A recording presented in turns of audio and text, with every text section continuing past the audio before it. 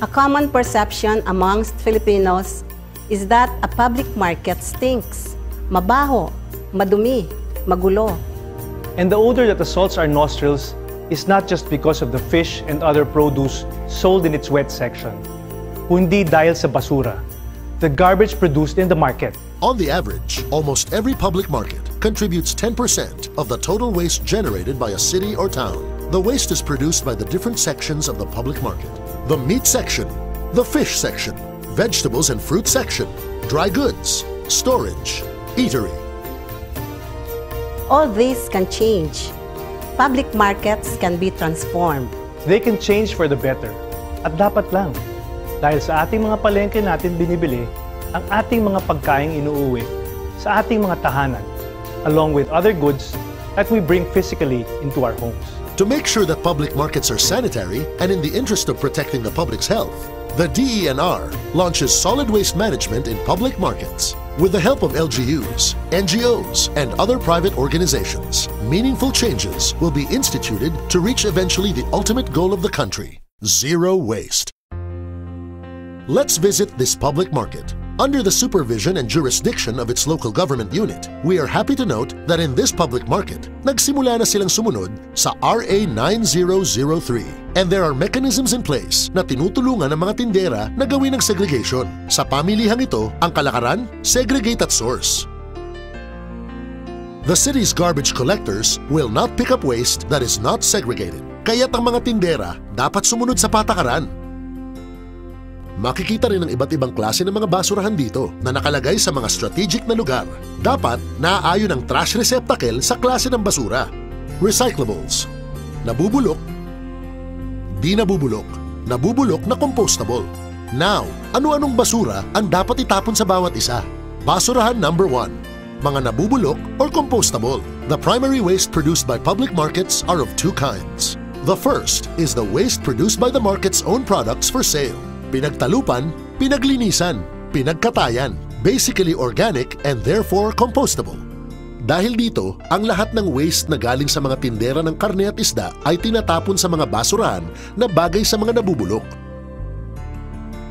Bawas amoy, bawas langaw, bawas sakit, lalo na at pagkain ang binebenta dito. Ang lahat ng ito ay hinahakot ng mga garbage collectors upang dalhin sa mga compost heap. Basurahan number 2, mga di nabubulok na pwedeng i-recycle.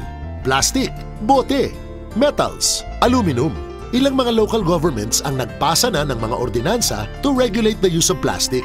Kaya marami ng mamimili ang nagdadala ng sariling lalagyan or BYOB, bring your own bag or bayong.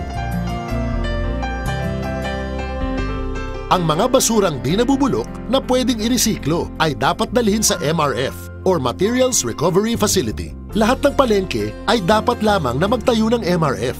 Ang MRF, mayroong mga kaugnay na mga junk shops, stores, and factories kung saan mabebenta ang mga recyclables. O diba, mapagkakakitaan pa ang basura. Basurahan number 3, residuals or mga di nabubulok. Ang good news, may 3 R's na sa palengke. Lahat ng vendors at may-ari ng tindahan ay pinaalalahan ng tupdin ang 3 R's. Reduce, bawasan ang gamit ng plastic. In fact, hindi na ngayon nilalagay ang inyong napamili sa plastic bags or supot. Ang mga mamimili ay dapat magdala ng sariling lalagyan. Reuse, every buyer is encouraged to bring their own bayong, recycled plastic, and shopping bags at sariling mga plastic containers na pwedeng lagyan ng mga basang pinamili tulad ng isda, karne, hipon, tahong at iba pa. Recycle, kung pwede pang gamitin, maging plastic, bote, lata o papel, gamitin pa. Tulad na lang ng mga ito, mga plastic na naging container. Alam natin na ang primary garbage producer remains to be people. Tayo na bumibili o pumapasok sa ating mga palengke kasama ng mga nagtatrabaho dito. We all produce waste. Vendors, buyers, and anyone who steps inside the public market is bound to leave not just his carbon footprint, but solid waste. Saan dadalhin ang mga basura ng palengke? 1. Sa Materials Recovery Facility at sa recycling industry. May drop-off center para sa mga special waste tulad ng mga batteries, paint, thinners, spray canisters, mga electric bulbs, mga di na magamit na white and brown bulky wastes, lumang ref, lumang TV, mga gulong, oil, etc. May sorting section din para sa mga pwedeng i-recycle. Dalhin dito ang mga lata, papel, aluminum, bote, dry paper, cardboard, leather, polystyrene, rubber, dry cloth. May paggagamitan pa ang mga yan. Maaari pang mabenta sa mga junk shops and recycling businesses and industries. 2. Sa compost heap ng pamayanan upang maging compost na gagamitin pampalusog ng lupa, mga hardin, tanim, halaman at puno. 3. Sa mga sanitary landfill tulad ng sa Payatas.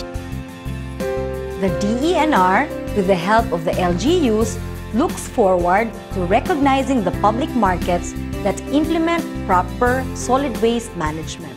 They will become models for other public markets, serving as examples that should be emulated in every corner of the country. Lahat ng mga model markets ay may sariling stakeholders. Sila ang magpupursige na maging matagumpay ang solid waste management sa kanilang palengke. Sila ang ating mga eco-warriors ng public markets.